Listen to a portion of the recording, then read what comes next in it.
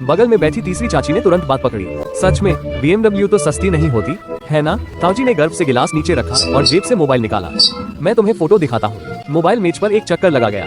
पुराना घर बेचकर कुछ पैसे जुटाए और मेरे पिताजी से 20,000 उधार लिए। हर महीने 3,000 से ज्यादा की कार लोन। बड़ी माँ अपनी पेंशन से 1,000 देती है। ये सब बातें रिश्तेदारों को नहीं पता, उन्हें तो बस वो BMW दिखती है जो वहाँ खड़ी है, और वो उन्हें 1 साल तक ईर्ष्या करने के लिए काफी है। युवा लोग हैं, धीरे धीरे सब हो जाएगा, जल्दी क्या है? मेरे पिताजी ने आखिरकार बोलना शुरू किया। आवाज बहुत धीमी थी। वो चेन के पास अपनी योजना है। योजना? मेरे चचेरे भाई ने हंसते हुए कहा।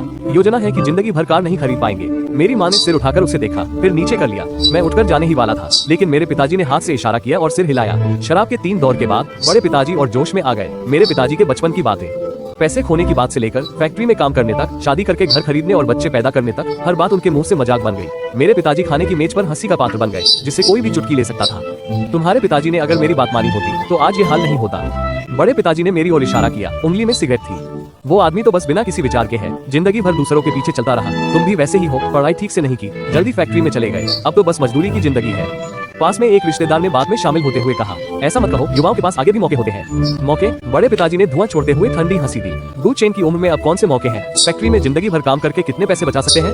तुम अपने चचेरे भाई को देखो, 30 के थोड़े ऊपर ही है, BMW चला रहा है। यही फर्क है, आखिरकार ऊपर उठना ही पड़ता है। तुम्हारे पिताजी की जिंदगी तो ऐसी ही है, तुम्हें कुछ करना चाहिए। लेकिन देखो, तुम अब तक कार भी नहीं खरीद पाए। तुम्हारे पिताजी माँ को बाहर जाने में तकलीफ होती है, ये तो बहुत ही नालायकी है। उसने मुझे ऊपर से नीचे तक देखा, कुछ नहीं कहा, लेकिन उसकी नजरें बोलने से ज्यादा तकलीफ देह थी। मैंने चॉपस्टिक रख दी। बड़े पिताजी, दरअसल मैंने बुक कर ली है। बड़े पिताजी चौंक गए।